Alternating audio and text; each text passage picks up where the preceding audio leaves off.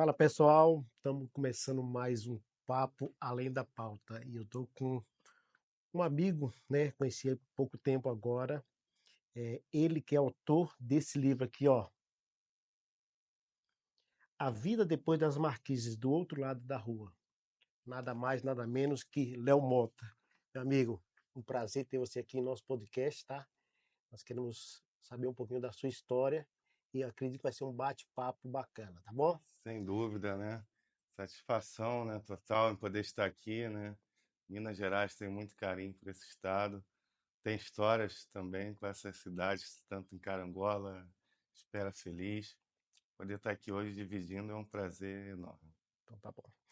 Ô, Léo, sempre a primeira pergunta que a gente faz no Papo Além da Pauta, quem é Léo Mota? Léo Mota é um homem que sonha muito e muito compromissado com seus sonhos, né? Sonhos que eu sonhei em lugares imagináveis, né? Sim, Lugares que poucas pessoas de lá saem, né? Léo Mota, ele é o primeiro ex-morador de rua no mundo a produzir uma trilogia literária. O Léo Mota, ele é pai, ele é avô, ele é companheiro, ele é um apaixonado pela vida e um ex-morador de rua. isso aí é legal. Mas, Léo, você tem uma afinidade com carangola, me fala um pouquinho disso aí. E mora no Rio, me fala sobre essa questão de carangola. Sim, em Carangola, né? Lá nos anos 2005, me Sim, apaixonei pela carangolense, né?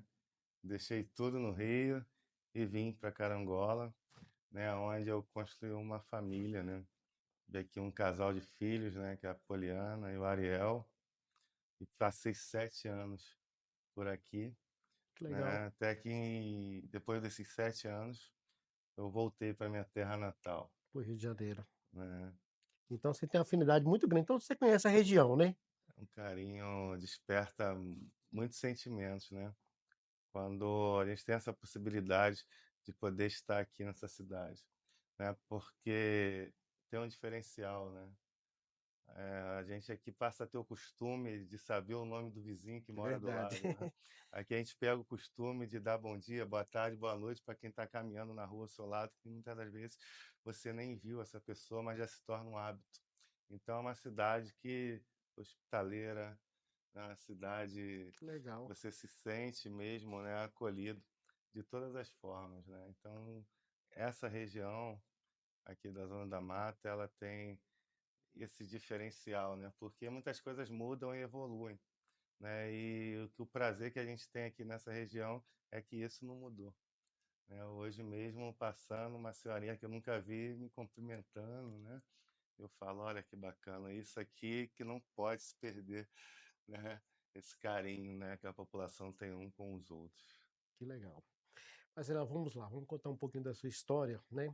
O que te levou a viver em situação de rua, né? A situação de rua, ela marca, né, minha trajetória de vida. E o que me leva à situação de rua foi uma doença chamada dependência química, né? Sou portador dessa doença, né? Usei drogas 20 anos e há 8 eu não faço uso, né? Graças a Deus, Há né? 8 anos aí eu me encontro limpo, né? E o que me leva para a rua é a dependência química, né? Porque um dia eu perdi o controle total da minha vida, né? Porque as drogas são assim, primeiro eu comecei usando, depois ela passou a me usar, né? Então, com 35 anos, né, morando com a minha mãe, tive uma overdose, né? E depois que eu me recuperei, eu decidi não fazer minha mãe mais sofrer, porque era um desespero, né? Só quem tem um caso desse na família sabe como é. Então, Então, eu decidi viver nas ruas do Rio de Janeiro. então realmente o motivo, né, que você foi para as ruas foi devido à dependência química. Tanto as Independência aqui. drogas como a bebida, né? O alcoolismo, não tanto, né? Sim. Mas a dependência das substâncias psicoativas e toxicológicas. E, Léo, qual foi, assim, o momento mais difícil durante esse período nas ruas do Rio de Janeiro? Mais difícil na rua é você depender do próximo, porque nem sempre o próximo está disposto a estender a mão. Sim, São muitos nãos, né, até você conseguir um sim. E a rua, ela te machuca, te maltrata, te castiga, né? Porque eu não nasci na rua e não cresci, mas eu cheguei ali. né? Então, você está ali em frio, fome, solidão, medo, exclusão, você dependendo do próximo, isso fere muita gente, né? Porque embora a pessoa está ali mergulhada nas drogas, mas ela já teve uma vida antes de chegar ali, Sim, né? Então, muitas das vezes a fome é o que me marca na situação de rua, porque além de pedir, esmolar, e quem está numa situação na posição de pedir é uma posição difícil, você ainda muitas das vezes tem que olhar uma lixeira com esperança de ter algo dentro tem para se algo para se alimentar, alimentar, né? né? Então, o que marca a minha trajetória ali é a fome, né? A fome. Porque a fome produziu uma das maiores humilhações da minha vida. Eu com fome entrei no restaurante, pedi uma senhora ali para me pagar, né, algo. Eu sentia muita fome, né? Falei, senhora, por favor, senhora, pode pagar aqui um alimento. Ela só virou e cuspiu no meu rosto, né? Meu E aí ela Deus. saiu para fora. Então a fome é o que marca muito essa trajetória que te leva numa total humilhação.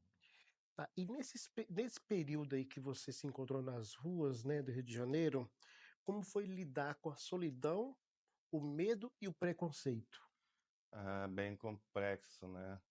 Porque você tá numa rua, numa grande metrópole, onde passam milhares de Sim, pessoas, você se sente ali totalmente invisível. Na situação de rua, você só é visto quando você quer acessar determinados locais, né? sim. Vi uma situação que eu passei esse preconceito na pele, que eu ganhei uma doação de um rapaz na rua, e eu peguei aquele dinheiro e eu queria entrar numa loja para comprar alguma coisa, né? Quando eu entro, o segurança já me barra, né? Então ele não quis saber se eu tinha dinheiro, se eu não tinha, ele só olhou a condição que eu A estava, condição, né? Então o preconceito ele é muito constante em todo momento, né? todo momento. Porque quando você está naquela situação, né? Muitas das vezes com o pé no chão, vestido maltrapilho, fético, né? Então aquilo ali só aumenta um muro, né, da sociedade com a pessoa naquela condição, né? No caso eu ali vivendo à margem de fato de uma sociedade. Então lidar com aquilo te machuca muito, né? Principalmente quando você passa todo um período em situação de rua que ninguém te chama pelo nome. Ali eu era chamado de tudo, Meu menos pelo nome, sabe? meu Deus do A céu. sociedade ela ainda carrega um preconceito muito grande Muito de grande, si. né? Por isso que eu sempre levo comigo como missão para mostrar que quem está ali não é santo nem é demônio, é só pessoa, São pessoas. né? O meu grito sempre é esse, são pessoas que estão ali. Porque ali está o filho de alguém, ali está o pai de alguém, ali está o amor de alguém, sabe? Verdade. E eu vejo quando você fala isso, você se emociona, né? Agora, o medo também é constante, né, O ô medo é Léo? constante porque você está apto, aberto a todo tipo de violência, né? Eu mesmo passei uma situação na rua que eu pensei que ia ser o meu último dia ali, né? Sim, Eu estava deitado junto com um grupo de pessoas em situação de rua como eu, todos nós cobertos, porque estava muito frio aquela noite. Aí me para um carro e desce 4 homens com a arma em punho e puxa o nosso cobertor e fala: não é esse aí não, não é esse não, também não é esse aqui não. Então o medo ele é constante, porque meu você Deus, está ali exposto a todo tipo de violência. todo tipo de Muitas violência. das vezes a gente com muita fome ganhava ali um alimento, uma comida, quando a gente abria, pedir a Deus para nos guardar, porque envenenamento também é constante da população de Sim, rua, sim, né? Então é medo de todos os tipos, sabe? De você ser confundido, de você ser envenenado ou queimado vivo, é, tem né? acontecido muitos casos no Brasil, né? Então você está aberto ali a todo tipo de coisa, todo tipo de violência, e muitas delas gratuitas, né? E a maioria da pessoa em situação de rua hoje que sofre violência é simplesmente porque não tem um endereço para voltar. Sim, Então isso dói muito, né? Quando eu vejo casos de violência contra uma pessoa em situação de rua, isso me machuca demais, porque eu sei que ela está passando pelaquilo porque ela não tem um endereço, é sabe? verdade. Então eu sempre falo que a rua, ela não é um direito, né? A rua ela é uma violação. Quando falta tudo, a pessoa chega ali, naquela condição. Ah, nessa situação de rua a gente vê tantas histórias, mas teve alguma história que te marcou naquele período que você viveu nas ruas aí? Marca muito. tem a história, tá até nos meus livros, ele é cercado de histórias, né? Sim, No livro eu coloquei 11 perfis de pessoas que estão em situação de rua hoje. Seja uma travesti em situação de rua, seja uma mulher em situação de rua, seja uma pessoa, né, que está carregando a sua patologia ali, né? Porque ali a gente tem pessoas com vírus da AIDS, a gente tem pessoas com danos mentais irreversíveis. Então a gente tem 11 perfis nas ruas. Mas um deles foi o que me recebeu na rua. Porque quando você chega em situação de rua, alguém te recebe. entendi. E foi o Gilberto, né? Gilberto é um cara que ele está em situação de rua agora há mais de 10 anos. Às vezes eu encontro com ele 10 anos, mais de 10 anos já em situação de rua. É um cara que ele cata lata, cata reciclável, não usa droga, não bebe e paga a pensão dos filhos. E está na rua? Está nas Ele ruas está ainda? nas ruas, né? Porque ele passou um trauma de quando ele tinha uma casa. Ele sofreu uma desilusão amorosa, Sim, foi para a rua e abriu mão de ter um lar. Mas mesmo assim ele não deixa de cumprir a obrigação como pai. como pai. Ele não visita a filha, né? Já nesse período aí, porque ele sente medo dela sentir vergonha dele. Então, a história do Gilberto, ela marca muito, porque ela mostra a honestidade de um homem, sabe? Sim, E a preocupação dele de cumprir o papel e o dever de pai, né? Hoje a filha já passou aí dos seus 15, quando ele foi para a rua ela tinha uns 5 anos, sim, né? E ele nunca deixou de cumprir ali a sua missão transmissão. paterna, né? Cara, para mim ele é um exemplo, sabe? Entendi. E sobre a questão, o Léo, das necessidades fisiológicas, banho, como é que vocês faziam na rua ali? Qual, né? Se algum posto realmente já dava esse acolhimento para vocês, fazer essas necessidades fisiológicas? Na situação de rua no Rio de Janeiro, a gente sofre um déficit muito grande de vagas de abrigos, né? Então, quando não conseguia um abrigo, um acolhimento para você conseguir um banho, lavar uma Sim, roupa, então era a rua, só na né? rua. Ali é um desafio muito grande, principalmente quando a gente fala de Rio de Janeiro, né? A questão da situação de rua nunca é pior no inverno. Porque no inverno pega um saco de lixo, se Sim, enrola e passa a noite. O pior da situação de rua é o verão, né? Porque a gente está falando de uma cidade onde o meu corpo estava exposto, que a sensação térmica é de 50 graus. Não tem chuveiro, não tem bebedouro, então ali você luta pela sobrevivência. O banho na rua ele é assim: você pegou uma garrafa de 2 litros no lixo, lavou, encheu em algum barzinho e você vai tomar banho com aquela garrafa ali, né? E pedindo a Deus aí para conseguir uma doação de uma roupa e para você conseguir, né, se manter limpo, né, um pouco agradável para o olhar da sociedade que não tolera muito, né, uma pessoa fética e suja ali, né, lado a lado. Então, nas ruas, a sua necessidade, a sua luta pela sobrevivência é uma total busca mesmo. A pessoa passa a se adaptar naquela situação. É aí que mora o perigo, né? sim, Porque muitas das vezes, hoje, quando eu faço o resgate de quem está em situação de rua, eu luto para aquela pessoa ficar menos tempo na rua. Porque você começa a correr o perigo do seu mental, sim. você acreditar que aquela vida foi feita para você. Então, quanto mais tempo na rua, mais difícil fica a porta de saída, né? Então, você tem que se adaptar àquela situação. Eu falo se adaptar sem se É acostumar e verdade. muito menos se entregar, né? Então, é uma luta constante. E sobre a questão do acesso à saúde, por exemplo, passam mal, gripam, né, doenças, você está vulnerável a Todo várias tipo. doenças ali naquele local. Esse acesso aí, vocês tinham acesso fácil, eram rejeitados? Me fala aí sobre O isso. acesso à saúde da população de rua nunca vai ser Não fácil. pode ser fácil, né?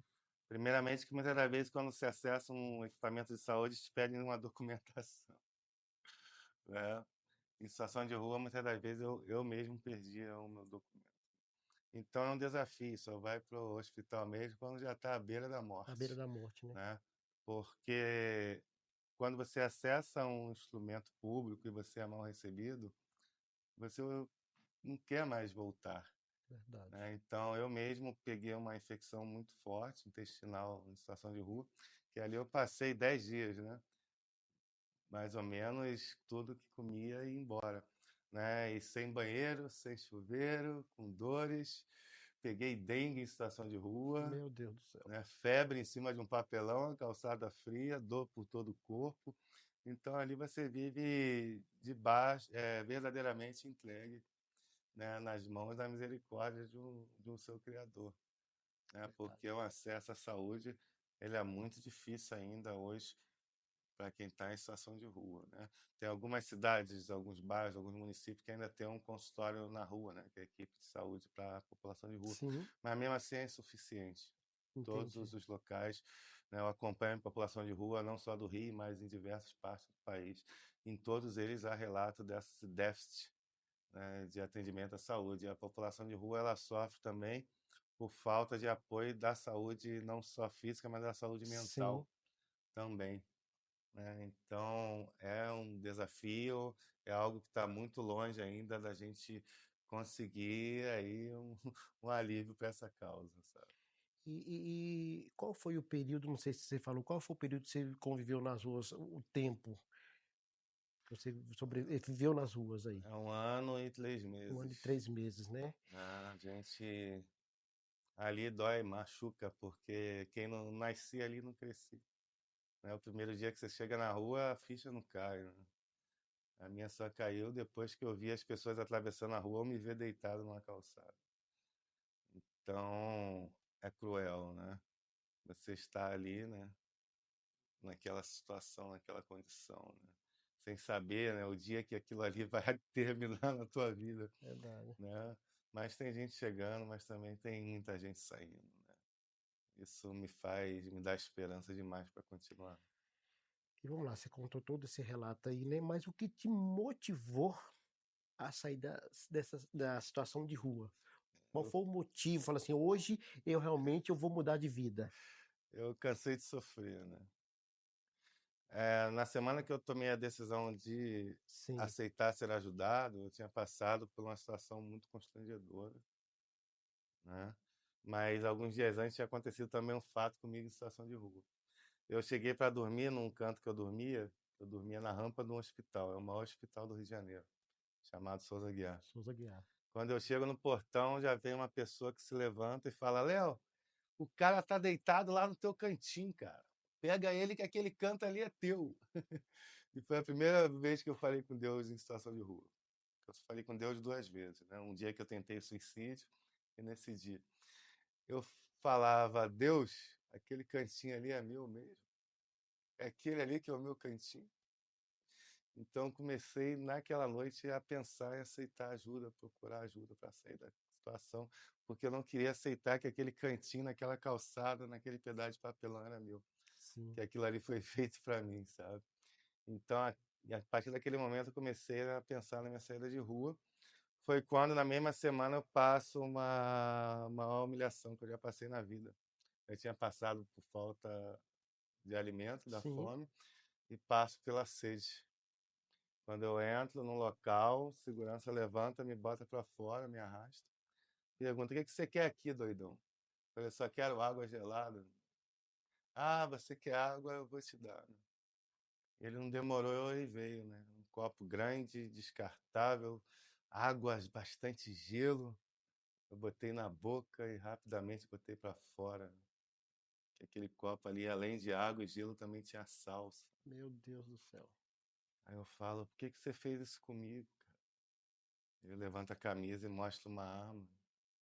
Fala: porque a próxima vez que você entrar aqui vai ser pior, sabe? Então, a partir desse sofrimento, eu aceito ser ajudado, né? Porque de um lado está alguém para ajudar, do outro alguém tem que se aceitar ajuda. Eu aceitei ser ajudado, fui para uma instituição, né? Que eu chegando lá, em cima tem uma placa que diz: acolhemos, tratamos a dependência química e devolvemos a população de rua à sociedade. Eu não acreditei, né? Mas entrei. Era a única porta aberta, onde todas já haviam se fechado. Aquela porta ali entrou um homem de 1,88 m. Do lado direito ninguém, o esquerdo nada. Aparência de um velho no corpo de um menino, 60 quilos. Meu Deus do céu. Usuário de crack compulsivo, eu fumava 15 pedras por dia. Mas eu entrei naquele lugar ali. E ali falaram: o que que você veio fazer aqui? Falei: eu vim parar de usar droga. Você veio pro lugar errado. Aqui só vem quem quer ser feliz.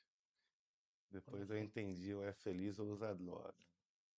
E me deram um abraço ali, então eu fiquei, sabe, 7 meses ali em É. recuperação. Olha que coisa, né?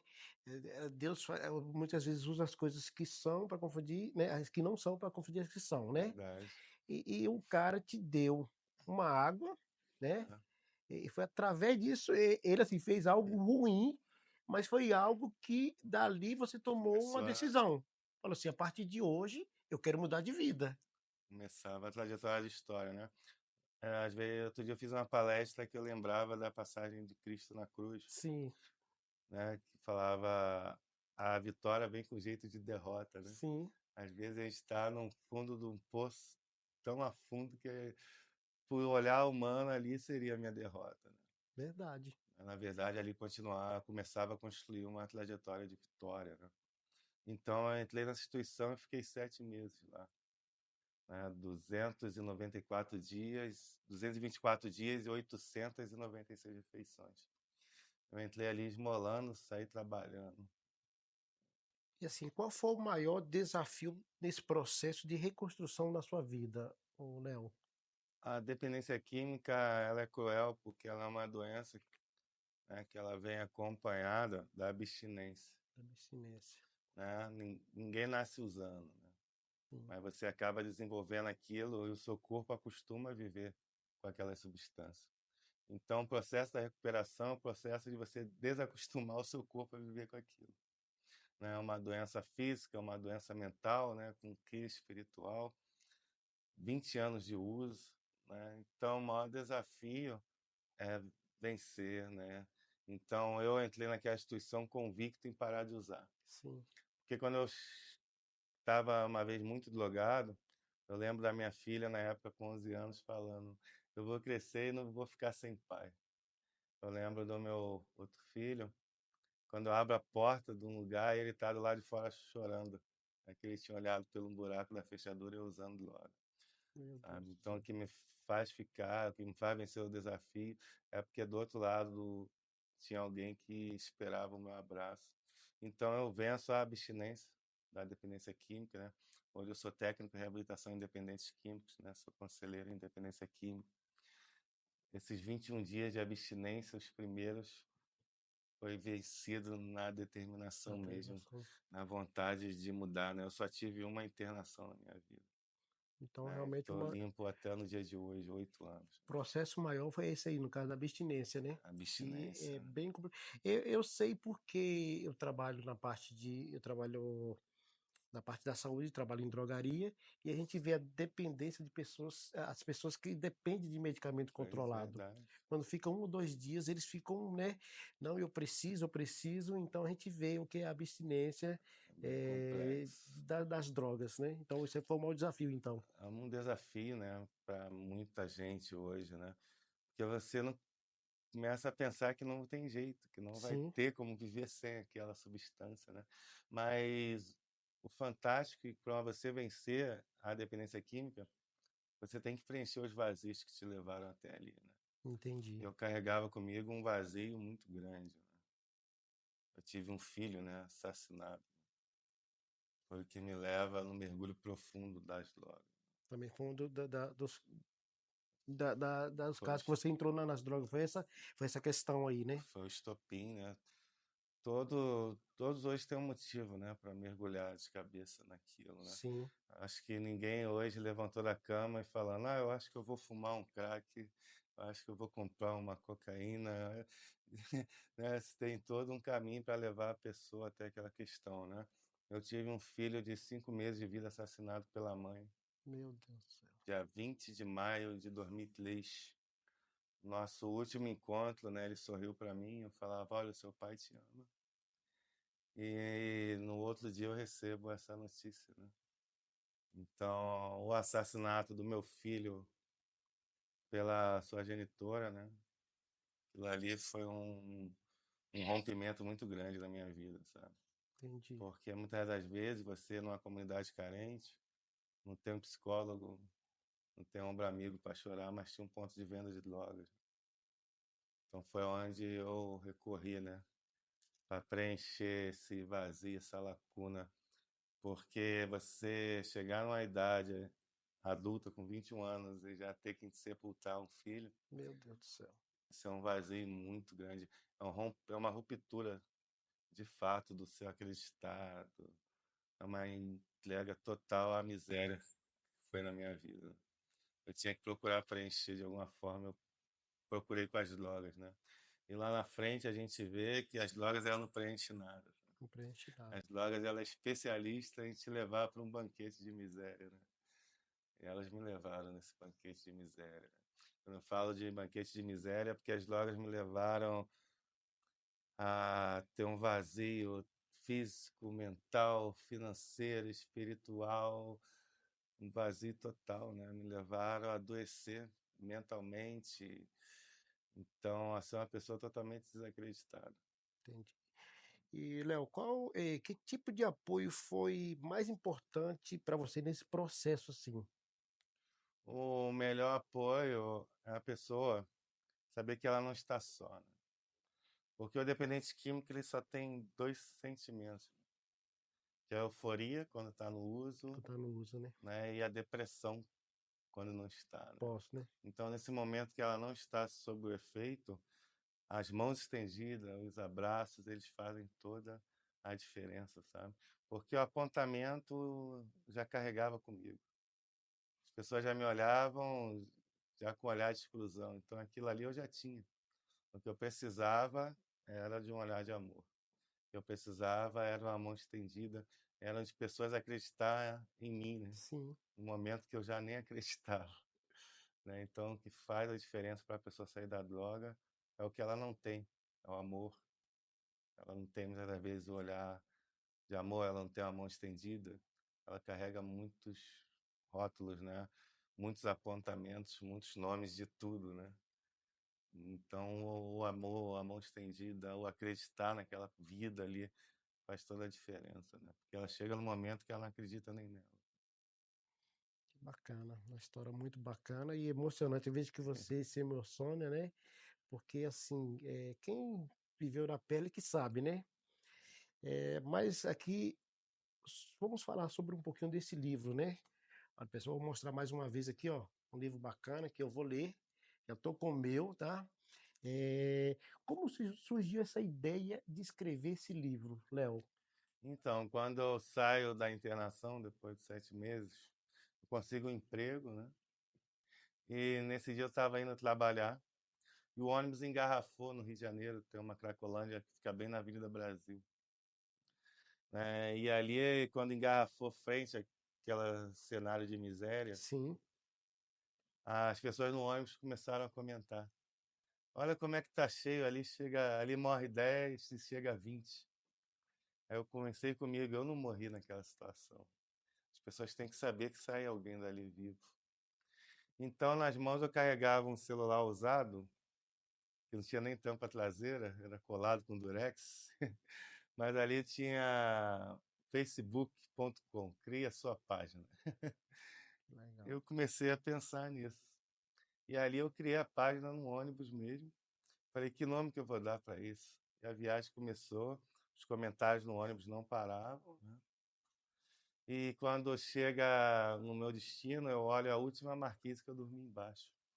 Eu falo, tá aí o nome dessa página que eu criei, A Vida Depois das Marquises, né? E se for trabalhar, eu ponho um pequeno relato na página de início. Sim, Aí eu saio do trabalho, pego o celular, 10 seguidores. Eu não entendia muito de internet, né? Quando eu não tinha maior dificuldade de mexer naquele celular, porque quando eu fui morar na rua, o celular tinha botão. Eu saí da rua, ganhei um celular que não tinha botão, não tinha não nada. tinha nada. Pois é, Mas aí eu estava aprendendo e ao mesmo tempo criei essa página. Aí eu falei, 10 seguidores. Aí no outro dia eu botei mais um negocinho, 20 seguidores. Até que eu boto uma foto minha real no crack, que eu tenho essa foto na minha rede social, né? E faço como eu escrevo como é que eu cheguei, como é que eu saí daquela situação. Então, com uma semana, essa página chegou a 30 mil seguidores, né? Que legal, E velho. uma das seguidoras deu a ideia, né? Já me conhecia ainda em situação de rua.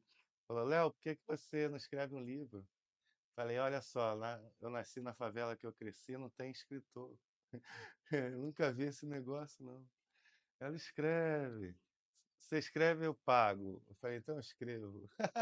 Legal. Então eu fiquei 6 meses escrevendo meu primeiro livro e depois procurei ela e ela fez uma vaquinha na internet e custeou o valor do livro, né?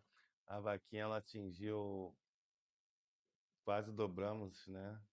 Recebemos doação até em dólar, né? Pessoas do outro lado do mundo acreditaram que era possível um cara que sai da rua escrever. Então, quando eu faço o lançamento do livro, ele é a capa de um dos maiores jornais do país. E foi um estouro, né? Porque quando eu fui para o lançamento do meu livro, eu falava: quem vai comprar o livro? Porque você escreveu uma coisa, comercializar a outra. Ainda Verdade. mais num país que não valoriza tanto a A literatura, literatura, é verdade. né? Mas no lançamento, o livro foi capa desse grande jornal e chegou nas mãos de um dos maiores autores, né, do nosso país, que é o Chico Buarque. E ali ele põe nas redes sociais, o livro voa. E a partir desse grande jornal nasceu os convites, né, para gravar o primeiro programa de TV, um grande programa também, e voou. Até que eu chego na Bienal. Quando eu chego na Bienal, vai no estouro, vai o ápice, né? Porque ali eu chego num lugar que eu nunca tinha estado, e chego como atração principal do palco, como o primeiro ex-morador de rua no mundo a produzir um livro, a palestrar na feira literária de maior importância do país, que é a Bienal. Né? Eu olho uma multidão ali com os livros na mão, e nesse mesmo lançamento eu conheço uma outra pessoa que me convida a estar no restaurante dele depois de alguns dias. Eu conheço meu pai, né? Ele foi no lançamento do livro, que Que ele viu na legal. TV. Ele já me procurava desde 2016, não sabia como me encontrar. Em 2016 ele teve a descoberta da minha paternidade, depois de 38 anos. Né? O meu pai, o Paulo Carvalho, ele se apresenta para mim, né? Que legal. Que Então os presente, né? livros, tudo que eu tenho hoje foi pelos livros, né? O livro me libertou, o livro me salvou, né? Porque nas páginas dos meus livros eu escrevo tudo, todos os meus dramas, todos os meus desesperos, toda a minha trajetória com as drogas, mas o melhor de tudo é que eu também escrevo sobre a superação, Entendi. né? Porque a superação é uma porta aberta para todos. Então, depois do que eu conheço meu pai, depois de 38 anos, eu escrevo um outro livro, né? Meu segundo livro, contando dessa trajetória da falta da paternidade e a importância que é a paternidade, né, Sim, na nossa vida, porque eu cresci sem a influência masculina. Então, eu escrevo o meu segundo livro. Também, no segundo livro, eu relato o impacto da pandemia do coronavírus na população em situação de rua. Né? O livro ele chega numa pessoa que é uma grande jornalista no Rio de Janeiro, de uma grande emissora, e ela me convida para fazer o documentário da minha trajetória. Né? E eu nunca quis lucrar com isso, né? Com esse documentário, então ele foi disponível para o YouTube. Né? A Vida Depois das Marquises, o documentário. Então, os livros abriram portas e vêm levando esperança. Né? Hoje tem pessoas que não usam mais drogas porque leram. Outro dia eu recebi o relato de um rapaz que ia tirar a sua vida, né? Mas ele leu o livro. que bacana, velho. Então ele fala: caramba, não cheguei no ápice de sofrimento, você chegou, eu tô querendo me matar. Então ele hoje viu, né, que tem uma porta de saída do sofrimento. Né? Então o livro hoje ele vem salvando a minha vida, salvando outras vidas, e até que eu chego no terceiro livro, né? Que a gente vai estar na Bienal esse ano. Esse ano vai ser minha quarta Bienal consecutiva como convidado do evento. Só que esse ano eu não quero subir mais no palco sozinho. Esse ano eu vou levar 9 pessoas em situação de rua comigo para o palco. E aí a gente vai recitar poesias, né? Para mostrar que a inclusão ela faz parte, né? A inclusão ela é um caminho de total importância no maior evento literário do país. Esse ano, Rio de Janeiro é a capital mundial do livro. Então, eu não posso subir num palco sozinho, né? Vou Verdade. levar comigo mais 9 pessoas. E o livro também a gente está com uma expectativa muito grande de ser reconhecido pelo Guinness Book, né? Aí é mais Há uma conquista, né? já tem muitos anos que o Brasil não entra para o livro dos recordes, né? Então a gente está aí com essa proporção de entrar esse ano no livro dos recordes através do meu terceiro livro, né? Como o primeiro ex-morador de rua no mundo a produzir uma trilogia literária, sabe? Então hoje é uma mensagem, né, para quem pensa que a vida acaba no Acaba, sofrimento. verdade. No meu livro eu tenho uma frase que eu uso muito, que eu falo que a história triste ela não impede o final feliz. Feliz. Muito bacana. Léo, eu não sei qual é a sua religião, mas eu vejo Deus em tudo isso aí, que é aquela mesma, né, aquela mesma que eu falei lá atrás, né? Deus confunde aqueles que não são, Isso, pegou você lá e botou hoje para confundir as pessoas que são. Tá lá no, é lá no, lá verdade. no, lá no topo, né? Chegando aí, eu creio que vai chegar no Guinness Book, né? O livro dos recordes. E assim, é fantástica a sua história, né? Que papel a escrita teve na sua transformação pessoal? A escrita ela foi fundamental para mim estar vivo hoje, Sim, porque tem muitas traumas, muitas coisas que a gente carrega que a gente não tem coragem de se abrir com ninguém. sim, Mas as páginas, a escrita está aí para a gente se abrir, né? Então, escrever para mim foi uma libertação. Tem coisas no meu livro que a minha mãe nunca tinha imaginado que eu tinha passado, ela só sabe porque ela leu o livro. porque leu o livro. Então, o livro foi libertador, né? Para mim é uma terapia hoje fantástica, né? Eu criei um projeto para mulheres em situação de rua poderem escrever os seus traumas, as suas dores, né? Eu tenho um projeto chamado Poesia que Liberta, né? Então ali as pessoas põem no papel o que elas sentem de verdade que muitas das vezes não têm coragem para contar para ninguém, né? E acaba que depois que os livros são lançados, divide com muitos, né? Os meus livros já foram 8.600 exemplares vendidos, né? Então, aquilo que era para me libertar acaba chegando em outras pessoas e libertando os outros também. Verdade. Agora, Léo, o que você espera que os leitores sintam ou aprendam com essa sua obra aí, escrita? Então, eu quero sempre que eles tenham em mente que a vida na rua ela não precisa terminar ali, né? Quem está ali são só pessoas. Eu acho que uma das últimas frases do meu primeiro livro diz que o livro veio para mostrar que o homem que está caído ele pode se levantar. Então essa é uma mensagem principal que eu tento passar pelos meus livros, né? Porque tem pessoas que estão passando por algum sofrimento, por algumas circunstâncias tão terríveis na sua vida que pensam que pode ser o fim dela. Na verdade, pode ser o seu começo de caminho, de uma trajetória vitoriosa, né? E vai motivar outras pessoas, Que sabe? bacana. Então é isso que eu sempre espero dos leitores, né?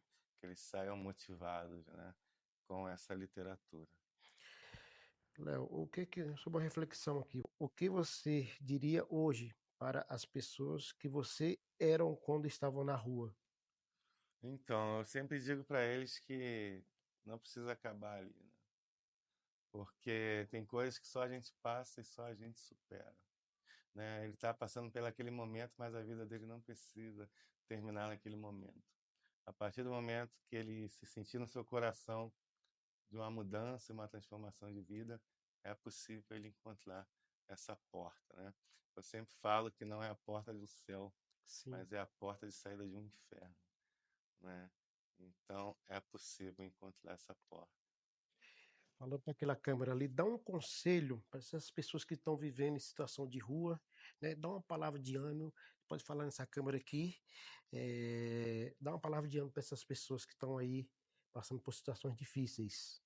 Não se entrega, confia e acredita, né? Acredita em você, sonhe por você, porque é possível, né? Tem coisas que só a gente passa, mas só a gente supera. você está passando hoje não é o seu fim, mas sim o seu começo. Bacana. Léo, quais são os seus sonhos e planos daqui para frente? Então, meus sonhos e planos é começar a produção, né, da série documental, né, Marquises, Sim, ou o filme, né? Então, esses são os planos e os sonhos, para a gente poder tu-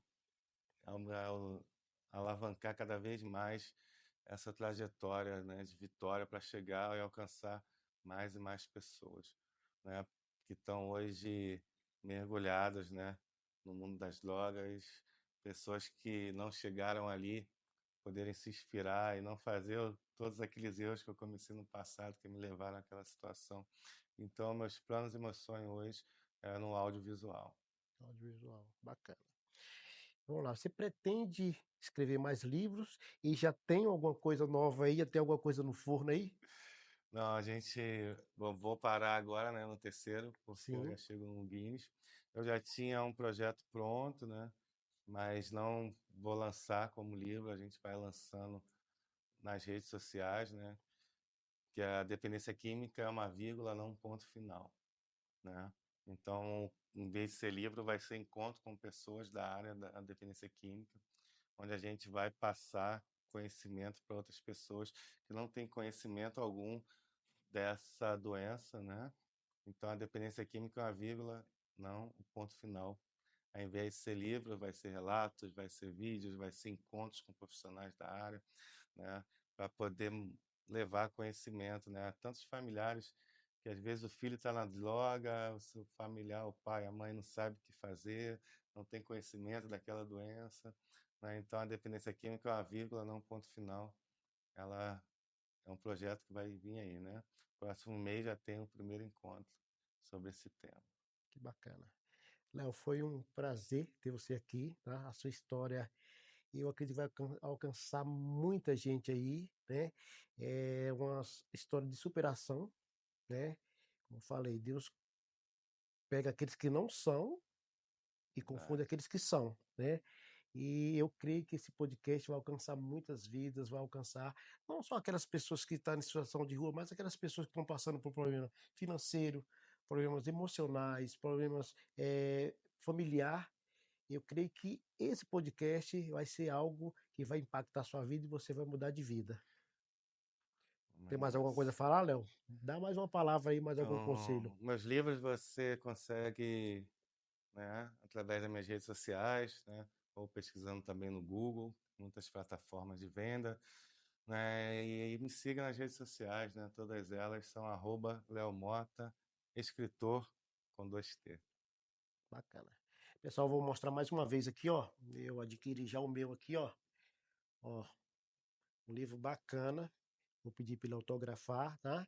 E entre em contato aí, ó, convide o Léo para palestras, compra o material dele, porque é uma história muito bacana, uma história de vida, de superação, que eu vi que ele até se emociona. Eu também fiquei emocionado e eu creio que Deus tem algo poderoso mais lá para frente aí e vai realizar seus sonhos, seus Verdade. objetivos. E desde já eu quero te agradecer, né, por aceitar o nosso convite, tá bom, Léo? Eu que agradeço, né? E porque é fantástico a gente poder levar essa mensagem, né?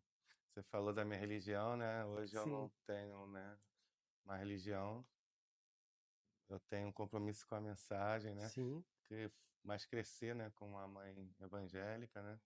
E que foi a mulher de maior coragem que eu já conheci na minha vida. verdade. E uma vez eu drogado, a minha mãe entrou num quarto e ela falava com Deus ali, né? Ela me conta isso, até hoje eu me arrepio. Que ela falava com Deus o que nenhuma mãe tem coragem, né? Ela falava assim: Deus, ou muda ou leva. Meu Deus, é forte, tá? Eu acho que poucas mães, né? Pouca mãe Porque ela viu a barriga crescer, sentiu o chutinho, imaginou o nome, depois ela vira para o autor da vida: ou muda ou ou leva. leva. Isso é a vontade de você levar. E aí? E qual mãe que está preparada ali para segurar na alça do caixão de um fruto? Mas ela foi uma mulher de coragem, Mas sabe? mãe, né, Léo? Mãe é mãe, tá sempre Ela ali. falando, Pode, né, o filho ser o que for, mas a mãe tá ali, ela quer sempre o melhor. E eu creio que ela tem um orgulho muito grande hoje de você. sim, uma mulher de oração, de joelho no chão, né, com compromisso e com intimidade com Cristo para chegar e falar. Então, eu creio que o desejo de mudança no meu coração nasce também através desse ato de coragem dessa mãe, porque eu, como pai, eu não tenho essa coragem, né? Porque só a gente não sabe, né, a vontade do autor das nossas vidas, né? Verdade, Aquele verdade. momento que ela fala ou muda ou leva, Que bacana. né? Mas o desejo foi de mudança, né? Então hoje, muitas das vezes, quando ela passa comigo na comunidade, passa comigo próximo a uma conhecida que tanto viu ela sofrendo com o filho mergulhado, ela sempre fala: "Ó, meu filho aqui", porque pelo incrível que pareça, frequentava uma comunidade no Rio, ela era dirigente do ciclo de oração. Muitas das vezes ela estava na igreja orando, eu estava no ponto de venda, na boca de fumo, em frente à igreja, drogado. Meu Deus do céu. Então, imagina o apontamento que ela não passou, né? Então, isso é fantástico. Hoje, já tive, algum tempo atrás, dando um testemunho e ela era só lágrimas, sabe? Bacana, mulher de oração. Qual que é o nome dela? Yara Dona Yara. Cristina. Você é uma mulher de fibra, tá uma mulher de oração. E aí, seu filho tá aí, ó. Eu creio que é um orgulho muito grande, tá? Um beijão, que Deus possa estar te abençoando, te guardando, e seja essa mulher de oração aí, tá? Então, desde já, mais uma vez, te agradeço, Vamos tá? nessa. Pessoal, tá acabando mais um episódio Papo Além da Pauta. E foi um prazer ter o Léo aqui. Até a próxima. Valeu!